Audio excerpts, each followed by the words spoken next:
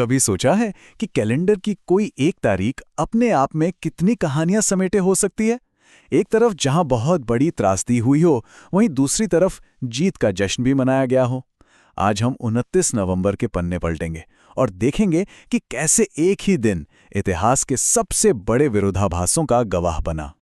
तो सवाल यही है कि भाई इतिहास में एक अकेली तारीख का असल में मतलब क्या हो सकता है। चलिए 29 नवंबर की कुछ घटनाओं पर एक नज़र डालते हैं, शायद जवाब वहीं कहीं छिपा हो। ऐसी एक दिन इतिहास का एक बहुत ही काला पन्ना लिखा गया था, एक ऐसा नरसंहार जिसने इंसानियत पर ही सवाल खड़े कर दिए। लेकिन उन्हीं 24 घंटों के अंदर इंसान ने एक नया आविष्कार भी कर दिखाया, एक ऐसी तरक्की जिसने भविष्य के लिए एक नई उम्मीद जगाई। और हाँ, इसी तारीख ने सत्ता के गलियारों में भी बड़ी हलचल मचाई थी। एक इस्तीफा जिसने पूरे देश की राजनीति का रुख ही मोड़ दिया। और फिर विश्व विजय, एक ऐसी जीत जिसने पूरे देश को जश्न मनाने का मौका दिया। तो नरसंहार, आविष्कार, इस्तीफा और विश्व विजय, ये सब एक ही दिन कैसे? चलिए इस पूरी पहेली को एक एक करके सुलझाते हैं। तो शुरुआत करते हैं 29 नवंबर से जुड़े संघर्ष और हिंसा के उन पलों से जिन्होंने इतिहास पर एक बहुत गहरी छाप छोड़ी है। जरा देखिए कैसे अलग अलग सदियों में 29 नवंबर का दिन हिंसा का गवाह बनता रहा। 1729 में अमेरिका में फ्रांसीसी कब्जे के खिलाफ नेचेज विद्रोह हुआ।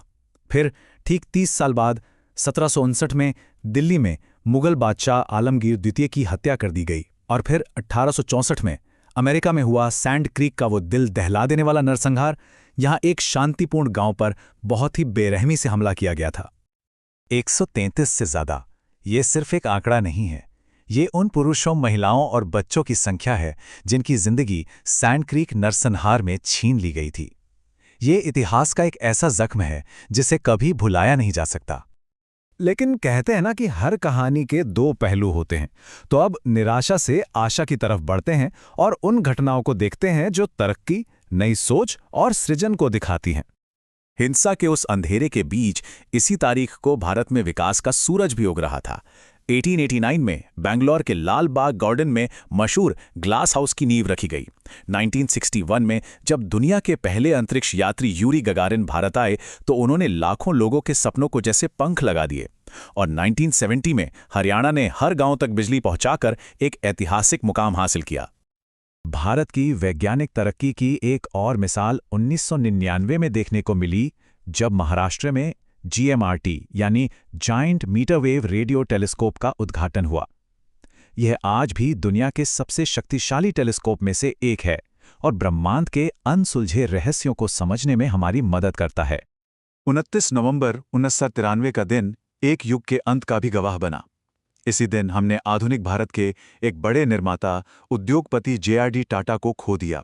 उनकी विरासत आज भी देश की इंडस्ट्री को प्रेरणा देती है। अच्छा, अब जरा राजनीति की बात करते हैं। 29 नवंबर ने भारत के सियासी समीकरणों को भी कई बार बदला है। चलिए उन जरूरी लम्हों पर एक नजर डालते हैं। 1947 में जब भारत आज़ाद हुआ, हैदराबाद के निज़ाम के सामने एक बहुत बड़ा सवाल था, भारत में शामिल हों या एक आज़ाद रियासत बने रहें। 29 नवंबर को उन्होंने आज़ाद रहने का फैसला किया, जिसने उस वक्त के तनाव भरे राजनीतिक माहौल को और भी पेचीदा बना दिया था। फिर आया साल 1989। इसी दिन प्रधानमंत्री राजीव गांधी ने अपने पद से इस्तीफा दे दिया। इस एक फैसले ने भारतीय राजनीति में एक नए दौर की शुरुआत कर दी। लेकिन देखिए, राजनीतिक बदलाव हमेशा तूफानी हो ये जरूरी नहीं है। 2005 में इसी दिन मध्य प्रदेश में सत्ता का एक शांतिपूर्ण हस्तांतरण हुआ। बाबूलाल गौर ने पद छोड़ा और शिवराज सिंह चौहान नए मुख्यमंत्री बने। अब सीधा चलते हैं 21वीं सदी में। साल 2008 का 29 नवंबर एक ऐसा दिन था जिसने त्रासदी और विजय के इस विरोधाभास को शायद सबसे साफ तरीके से दिखाया। 60 घंटे। मुंबई में आतंकवाद के खिलाफ चले ऑपरेशन के वो 60 घंटे जब पूरे देश की सांसें जैसे थम सी गई थीं। हर एक पल तनाव और अनिश्चितता से भरा हुआ था। और फिर 29 नवंबर को 60 घंटों के उस भयानक इंतजार के बाद हमारे बहादुर कमांडोज ने मुंबई को आतंक के चंगुल से आज़ाद करा लिया। ये पूरे देश के लिए एक बहुत बड़ी राहत और गर्व का पल था। लेकिन रुकिए, कहानी यहीं खत्म नहीं होती है। ठीक उसी दिन जब देश एक बहुत बड़ी त्रासदी से उभर रहा था, एक और कहानी लिखी जा रही थी। 5वीं, आखिर इस नंबर का क्या मतलब है? ये एक ऐसी उपलब्धि की निशानी है जो इतिहास में हमेशा के लिए दर्ज हो गई। जी हां, जिस दिन मुंबई आतंक से आजाद हुई, ठीक उसी दिन हजारों मील दूर भारत की बॉक्सर मैरी कॉम ने 5वीं बार वर्ल्ड बॉक्सिंग चैंपियनशिप जीतकर तिरंगा लहराया। ये अंधेरे पर रोशनी की और त्रासदी पर जीत की एक अविश्वसनीय मिसाल थी। तो हम वापस उसी सवाल पर आते हैं। एक ही दिन त्रासदी और विजय दोनों को एक साथ कैसे समेट सकता है? शायद इतिहास हमें यही सिखाता है कि दुख और खुशी, हार और जीत ये जिंदगी के दो पहलू हैं जो हमेशा साथ साथ चलते हैं। सोचने वाली बात है ना?